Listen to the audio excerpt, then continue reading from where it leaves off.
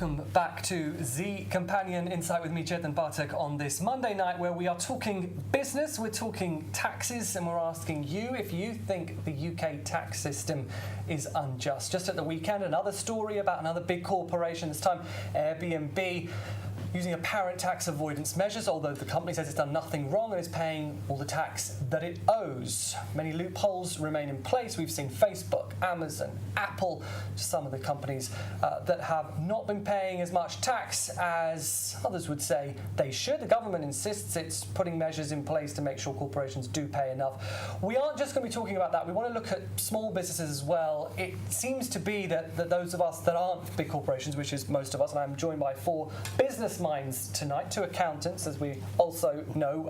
Atul and Ajay are here to say that the system is relatively fair, if not perfect. Yep. Krishna and Prabhakar think things need to change, and it isn't fair. I want to look, guys, at small businesses as well. I'm aware tonight that there'll be small business owners watching this. They've had to deal with lots of changes. Just to reel off a few: doubling of insurance premium tax, automatic pension enrolment, extra cost of living wage, infrastructure levy, the revaluation of business rates. Lots of things to contend with. Then they're seeing headlines about these big corporations. How tough are things at the moment for small businesses, do you think, Prabhakar? It's unfair on the business of rates. The multiplier, I think, right now is about 0.46.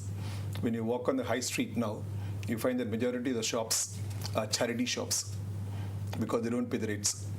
And now, if you ask others, the others say, in fact, there's one particular instance where a fellow goes to a landlord and says, please bring down your rent so that I'll pay less combination of rent and less taxes. Now, then only I can survive. And the landlord, very surprisingly, agreed. I saw this on TV, that for decrease in rent, so that this fellow can survive and he not go in search of a new tenant. That's how the bad situation is. Walk across leave it on central London, walk in the outskirts. You'll find whole high streets. If there are 10 shops built, there are only 6 are occupied, other 4 closed. And if the new person comes, he'll close it after 1 year. Most of the shops are now let out only for 1 year because the fellows are not sure that they can survive for 2 years. In the good old days, everybody used to go for a long lease. We're not talking about these takeaways and things, restaurants and things like that. Any regular shop, that's a present situation in this city. But that's not purely because of business rates. Now, what's happened is over the years, our shopping habits have changed. So 20 years ago, we used to go to high street to shop, to eat.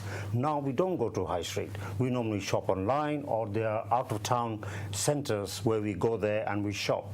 Now what happens, the footfall in the high street has reduced and demand has reduced. Now business rates is a separate issue which we can talk about and debate that later. But not only about the business rates. No, but high street has been dying. Yeah. Business rates started last year. Yeah. The new business rates started last year, but high street's been dying for the last 10 years. Yep. Even Tony Blair's time, high street's been dying. So all government's been trying to revitalize the high street without much success. So people will sit at home, they can order online. Why would they go out? And also when they go to high street, that there's a parking situation is very, very tough. Parking price charges have gone up, very little parking available. So people say, well, go out of town places, easy to park, go there a lot of places, and shopping centre, of course. So you think it's a bigger problem? It's not just not rates? No. Ajay? It's just not rates. Think about it like either it's a small business, big business, medium-sized business, yeah. What they get taxed, their tax is the turnover minus all their expenses. So net profit they get taxed, right? I think the problem what Kaza Saab is talking about is what Atul is saying is the footfall on the high streets or on any particular shopping area where the people go and shop. But now the problem is because you have so much of internet offers available that people are actually sitting at home with a click of the button they are buying. They are getting the better returning policies, I think. Like, for example, Amazon give you 30 days returning policies and all those kind of things. So Krishna, you're smiling here. You agree? I mean, look, it's all fine for small businesses. There's nothing to worry about, according to this side. Because, in the way, Atul and Ajay is right in the way because the trend of the peoples are now different. The preference is different. They are going to our online and big stores rather than the small shops. There's a in but corner, coming, isn't there? But there are because basically small businessmen who don't have that much approach to the lawmakers. Only the corporate have a kind of approach, and that can be hard. That's why, see, if you see the normal example, in 2008 and 10, the corporation tax for the big corporate was 28%. Now it's going to 19%. For those small business, what used to be 21% in 2008, now it's 19%. That's not been hard. It's not justice for them. Yeah. Similarly, if you see the business rates in the UK is the expensive all over the Europe. It's more expensive. Yeah. And even those who are in the villages, who are very small shops, they struggle to pay the business rate. And the new valuation recently came last year. The valuation gone so high. So it's 152%, sometimes 277%, because it's went from 9,200 to 25,500. So you think they're being too dismissive here? Really, there are all of those multiple concerns that you talk about. See, they got hold of the point of my high street. I took the example of high street because what you can see is something that you can understand more easily. The multiplier is too high. The people closing down their shops because of this rentals, not only rentals, but because of the high multiplier tax that they got to pay. The rates are very high.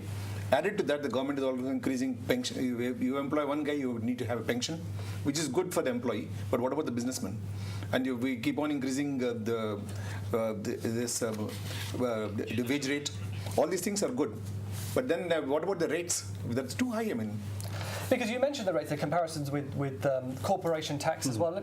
Yeah. We talked a little about corporations in the first segment, but it's an important point to make because Brexit is happening. There are lots of companies kind of hovering over the get out of Britain button at the moment. So where do we think the sort of corporation tax should go and where it should be set? We know what Jeremy Corbyn and Labour want to do, but the concern is that won't entice big corporations to be here.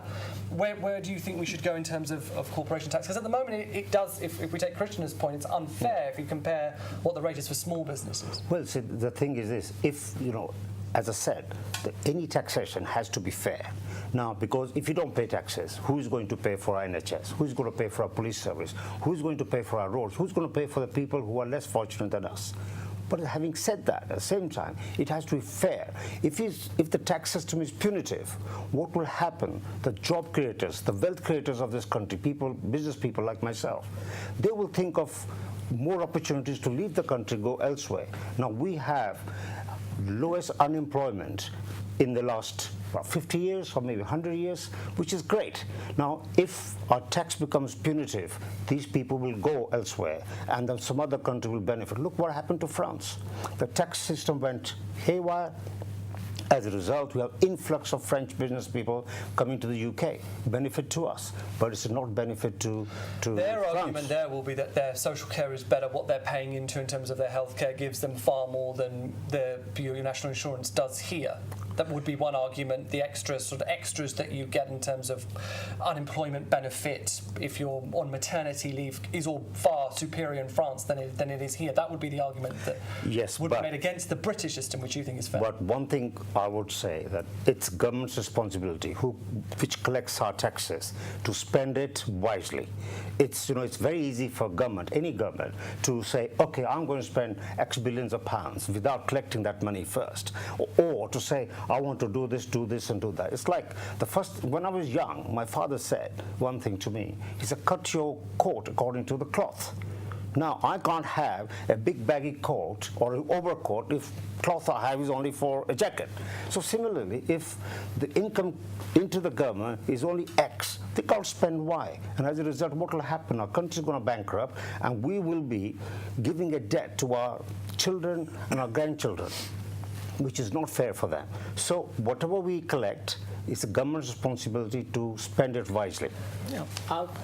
Our point is that government has to collect the tax. But it has to be fair, and it has to be more scientific, and more kind of fair system to all. Well, I want to get to that point. We're going to take a short break, but I want to get to that point of how can it be fair? Because we're all sitting here going, it's unfair, it's fair, but we need to get to, if this system we don't like, what needs to be done to change it, and what is the ideal system? That's a question that I want to ask all four of you. And also, you at home, do get involved. The numbers running on the bottom of your screen.